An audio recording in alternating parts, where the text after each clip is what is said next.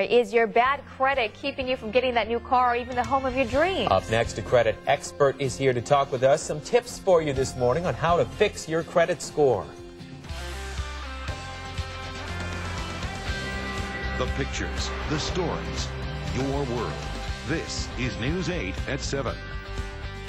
Welcome back, everybody. Being turned down for a loan, a credit card, even a mortgage, it can be devastating, especially if you have no idea why. Does this sound like you this morning?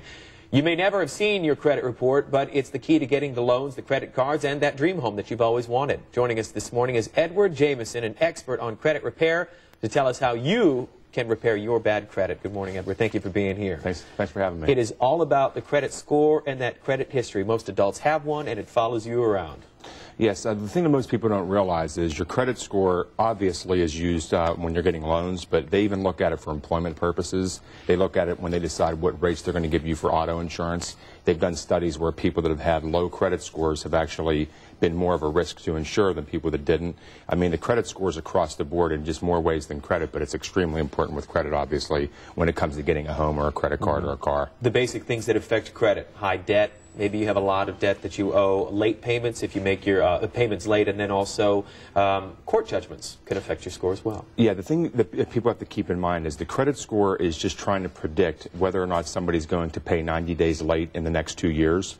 So since it's trying to predict that, things like very high debt ratios, so if you're maxed out on your credit cards, there's a good chance you're going to pay late. So, I mean, like, you have to have low credit card balances, pay your bills on time, and you should be okay. Okay, now that we've got that out of the way, what is the best way to improve credit? You know, the credit score may be down in the 400s, 500s, which is, you know, how do you get out of that? Well, the key is people have to be realistic. If they have $50,000 in credit card debt and they can't even pay their electric bill, they're not going to get out of debt, and bankruptcy is probably going to be their best option. So sometimes, unfortunately, that's the only solution.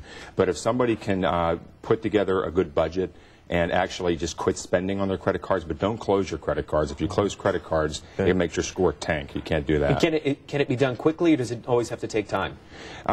Fixing your credit can take anywhere between 30 to 30 days on the good side, and it can take as much as a couple of years if somebody has to pay off a bunch of charged-off debt. Okay. When is it a good idea to consolidate? People that maybe have more than one credit card and have a lot of payment out there, then...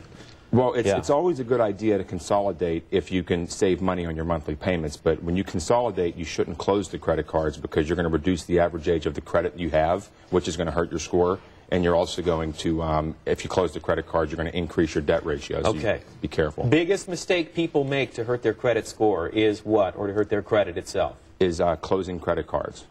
That's the biggest, or getting joint credit with their spouse. Okay. You should never have a joint credit card. It's not a good thing. So if you maybe have a credit card paid off, when you close the account, you're closing available credit to you, and that brings your credit score down. Okay. Yeah. Yeah, most people right on.